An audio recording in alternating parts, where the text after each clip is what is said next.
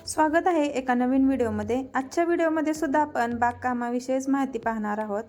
आता आपल्या घरात जी फळं आणतो त्या फळांच्या साली आपण टाकून देतो, तर या सालींपासून आपल्याला आपल्या घरात जी झाडं आहेत फळांची, पालेभाज्या, फळभाज्या, त्यांच्यासाठी याच्यापासून खत बनवणार आहोत। यामध्ये बघा 8 दिवसाच्या केळीच्या साली वाळवून ठेवल्यात, कांद्याची टरपालं आणि मोसंबी, संत्री याच्या सुद्धा साली वाळवून ठेवलेले आहेत। या सालींपासून आपल्याला 2 ते 3 प्रकारे खत बनवता येतात, तर येणारे व्हिडिओ याच्यावरतीच असणार आहेत। केळीच्या सालापासून पाण्यातून देणारी खतं कोणती बनवायची तर ते आपण पुढच्या व्हिडिओमध्ये पाहणार आहोत। जेव्हा आपल्याला घरगुती टाकाऊ कचऱ्यापासून खतं बनवायचे आहेत त्यावेळी तुम्हाला हा व्हिडिओ पाहायला मिळेल। आता या टपामध्ये 1 महिना झालं कोथिंबीर लावलेली होती। आता वरच्यावर याला खोडून घेत होतो, पण आता ती जरा निब्बर झाली आणि त्याला बिये पण यायला लागलं, त्यामुळे म्हणलं आता जेवढी चांगली आहे ती खोडून घ्यायची आणि आता ही काढून याच्यामध्ये दुसरी कोथिंबीर किंवा पालेभाजी लावायची। आता या कोपऱ्यामध्ये गांडूळ खताचं टब ठेवलेले आहेत। मागच्या व्हिडिओमध्ये सांगितलेलं होतं गांडूळ नसताना आपण गांडूळ कशी तयार करायची आणि त्याचं खत कसं करायचं। त्यासाठी बघा या मगामध्ये त्याच्यासाठी लिक्विड बनवलेलं आहे। 8 दिवसातून एकदा या टपावरती ते शिंपडायचं, त्याच्यामुळे गांडूळ नसली तरी गांडूळ निर्माण होतात आणि काही थोडीफार असतील तर त्यांच्या वाढीसाठी हे लिक्विड मदत करत असतं। आता हे गांडूळ खत जुन्याच कंपोस्ट खतापासून आपण तयार करणार आहोत। आता हे टपामध्ये भरून हे कंपोस्ट खत मिक्स करून 15 दिवस झाले, तर याच्यावरती बारीक बारीक चहा पावडरीसारखा थर दिसायला लागलेला आहे, म्हणजे आपली छोटी छोटी यामध्ये गांडूळ तयार झालेली आहेत। तर याचा डिटेल व्हिडिओ आपण लवकरच बनवूया। आता 15 दिवस झालेच आहेत, अजून 15 दिवसानं बऱ्यापैकी या गांडुळांची वाढ होणार आहे। तर कमीत कमी जागेमध्ये आणि गांडूळ नसताना ही गांडूळ खतं कशी करायची आणि त्याच्यातून निघणारं फर्टिलायझर हे आपल्या झाडांसाठी उत्तम असं टॉनिक बनत असतं। आता या गांडुळांना जास्त करून झाकून ठेवायचं।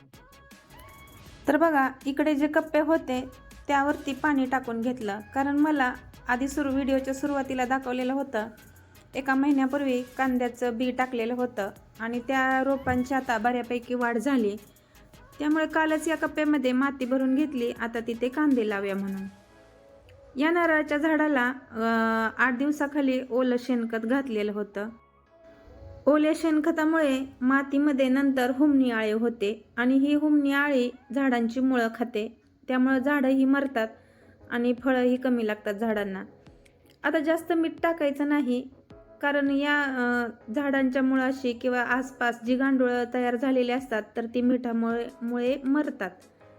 आणि मीठ याच्याकरता घातलंय की ती हुमणी आळी होऊ नये आणि दुसरं म्हणजे नारळाच्या झाडाला बुरशी लागू नये, त्यासाठी या दोन्ही कारणामुळं मीठ टाकलेलं होतं। आता त्यावरती 2-1 बादल्या माती टाकायचं आणि त्या झाडांना एक आळं करून घ्यायचं। आता उन्हाळ्यात त्यामध्ये पाणी साठावं याकरता। आता व्हिडिओच्या सुरुवातीलाच सांगितलेलं होतं की यामध्ये कांदे लावायचे होते। या टपामध्ये 1 महिना झालं बी टाकलेलं आणि आता ती रोपं कांदे लावण्यासाठी तयार झाली होती। तर कुठलीही गोष्ट माणूस अनुभवातून शिकत असतो। कांदे लावायचे म्हणून मी आधी कप्प्यामध्ये पाणी टाकून घेतलं, पण माती हाताला इतकी चिटकत होती की ते कांदेच लावा येत नव्हते। मग एक आयडिया केली, एका मग्गामध्ये पाणी घेतलं, रोप त्याच्यामध्ये बुडवलं कांद्याचं आणि मातीत रोवलं, अजिबात माती हाताला लागत नव्हती। 5-10 मिनिटातच ही रोपं लावून झाली। तर पूर्ण कप्पा भरून जिथे जागा मिळेल तिथं ही कांद्याची रोपं लावली।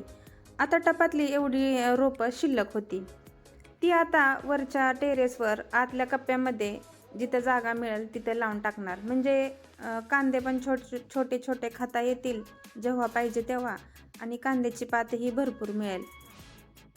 तर इथे तुम्हाला दिसत असेल दोन्ही झाडांच्या मध्ये जे अंतर आहे त्यामध्ये ही कांद्याची लागवड केलेली आहे। आणि 2 दिवसाखाली एक व्हिडिओ आलेला की समोरच्या बाजूची झाडं कट केलेली, आता ती 2 दिवस बऱ्यापैकी उन्हात वाळलेली आहेत।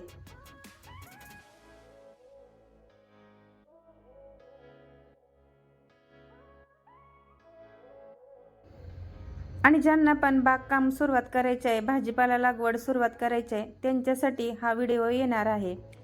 अगदी घरातीलच टाकाऊ वस्तूचा वापर करून यामध्ये कमीत कमी माती वापरून ही आपल्याला भाजीपाला लागवड कशी करायची आहे, तर तो उद्याचा व्हिडिओ असणार आहे. आज बऱ्यापैकी बागेतली छोटी मोठी कामं केली, हाच होता आजचा व्हिडिओ. पुन्हा भेटू आपण असंच माहितीसोबत. तोपर्यंत बाय बाय.